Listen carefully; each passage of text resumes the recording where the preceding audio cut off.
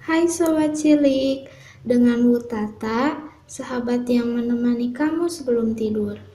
Untuk sahabat cilik, jika ada permintaan mendengar dongeng lainnya, silahkan tulis judul dongeng di kolom komentar. Dan jangan lupa klik tombol like, share, and subscribe ya. Selamat mendengarkan. Anak yang selalu menunda sholatnya.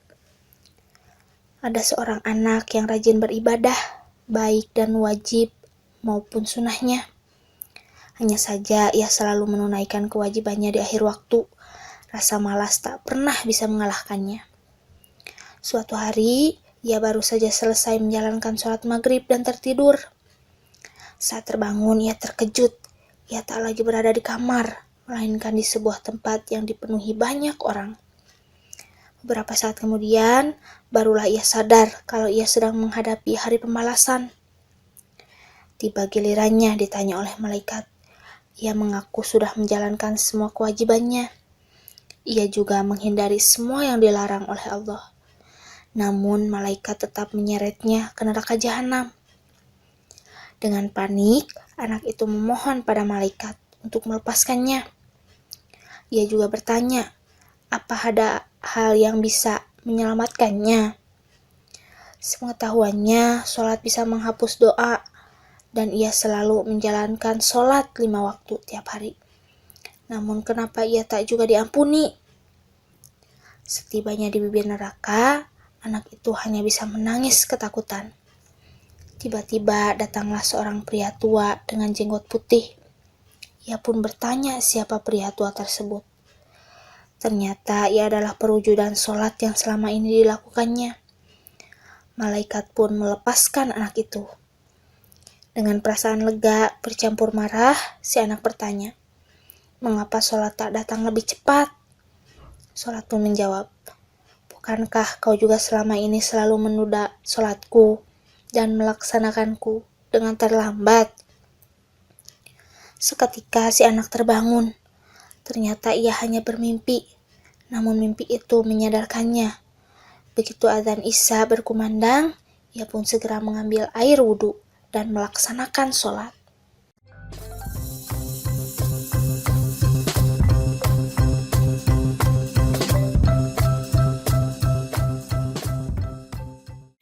Hai Sobat Cilik, dengan Wutata, sahabat yang menemani kamu sebelum tidur.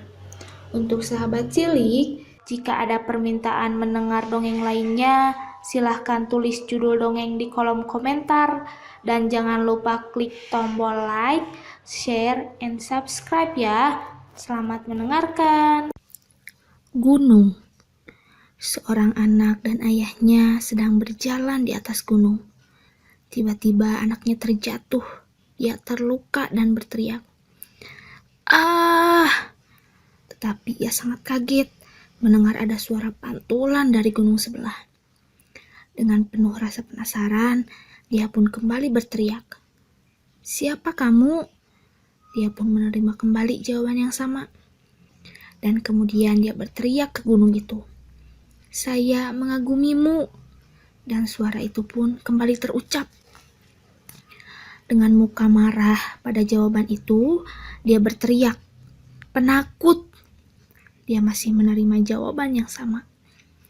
Dia menatap ayahnya dan bertanya, "Apa yang sedang terjadi?" Ayahnya sembari tersenyum dan berkata, "Sayang, perhatikan." Kembali ayah akan berteriak, "Kamu juara." Dia pun menerima jawaban yang sama. Anak itu kembali kaget dan tak mengerti mengapa itu bisa terjadi. Kemudian ayahnya menjelaskan bahwa itulah yang disebut dengan ekho atau gema suara. Tetapi itulah sesungguhnya hidup. Segalanya akan kembali ke kita. Apa yang kita katakan, apa yang kita lakukan, hidup kita secara sederhana adalah gambaran dari kelakuan yang kita perbuat. Jadi, pembelajaran yang dapat kita teladari dari dongeng ini adalah segalanya akan kembali kepada kita. Apa yang kita katakan, apa yang kita lakukan, hidup kita secara sederhana adalah gambaran dari kelakuan yang kita katakan dan perbuat.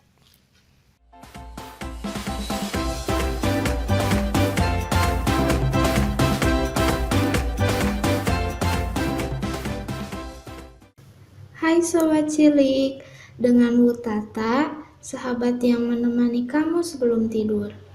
Untuk sahabat cilik, jika ada permintaan mendengar dongeng lainnya, silahkan tulis judul dongeng di kolom komentar.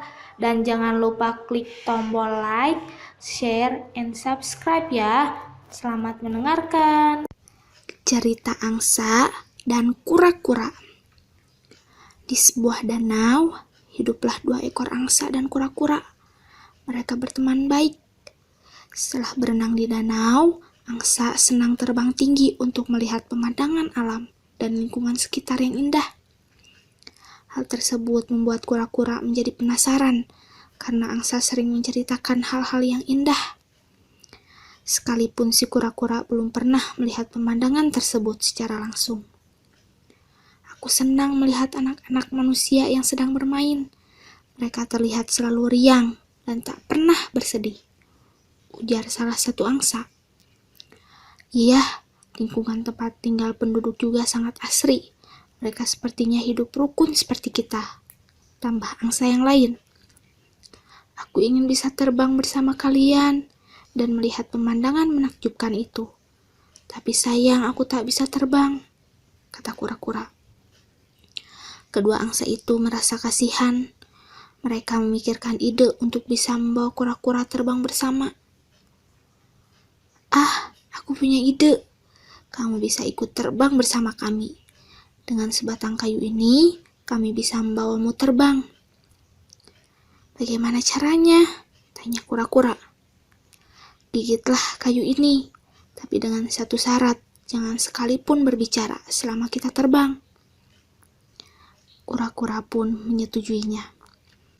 Kedua angsa tersebut mencengkeram batang kayu, lalu kura-kura menggigitnya. Mereka bertiga akhirnya bisa terbang bersama. Sampailah mereka di perkampungan warga. Kedua angsa dan kura-kura itu bisa melihat sekumpulan anak sedang bermain. Lihat ke atas, ada 2 angsa membawa terbang kura-kura. Mereka lucu sekali ya, teriak salah satu anak. Lantas semua anak itu mendongak ke atas. Kemudian mereka tertawa melihatnya. Merasa ditertawakan, kura-kura pun merasa tersinggung. Dasar anak-anak nakal, teriak kura-kura. Namun dia lupa kalau dia tak boleh bicara sepatah kata pun selama terbang. Karena hal itu akan membuat gigitannya lepas dan akhirnya terjatuh.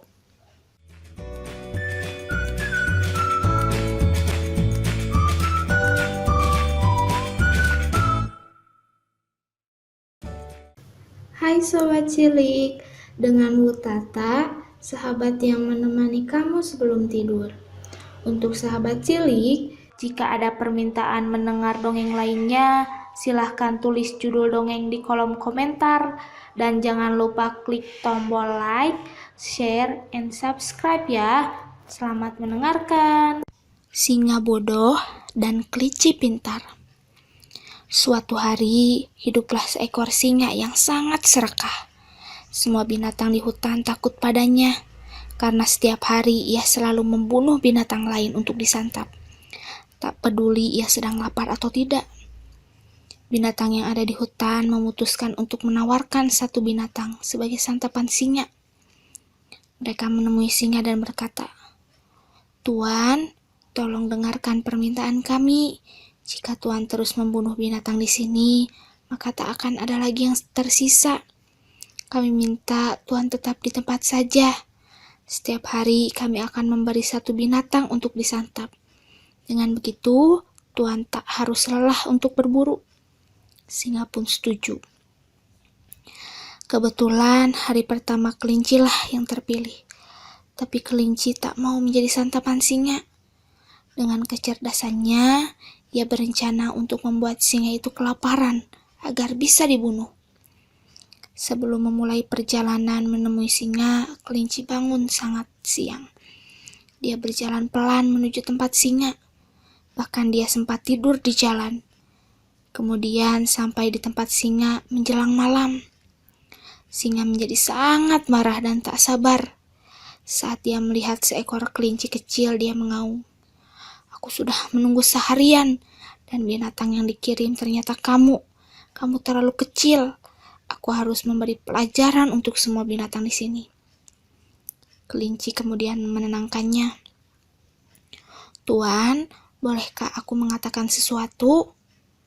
Binatang itu sebenarnya mengirim 6 kelinci, tapi di jalan mereka dimakan oleh singa lain. Padahal kami bilang, Tuanlah yang menjadi raja kami. Tapi dia mengatakan kalau Tuan harus meninggalkan hutan ini. Kalau tak, dia akan membunuh Tuan. Mendengar itu, singa sangat geram. Dia meminta kelinci untuk membawanya ke tempat singa lain itu, agar bisa membunuhnya. Dia tinggal di benteng itu, tuanku, kata kelinci. Singa pun pergi ke sana dan melihat bayangannya sendiri di air. Dia mengira itu adalah singa lain. Dia mengaum marah dan mendengar gema suaranya yang dikira adalah suara singa lain. Dia melompat ke dalam untuk membunuhnya. Tapi kepalanya membentur batu dan dia terjatuh ke dalam air kemudian tenggelam. Kelinci itu pun berlari dan menceritakan ke binatang lain kalau dia sudah menyelamatkan hutan.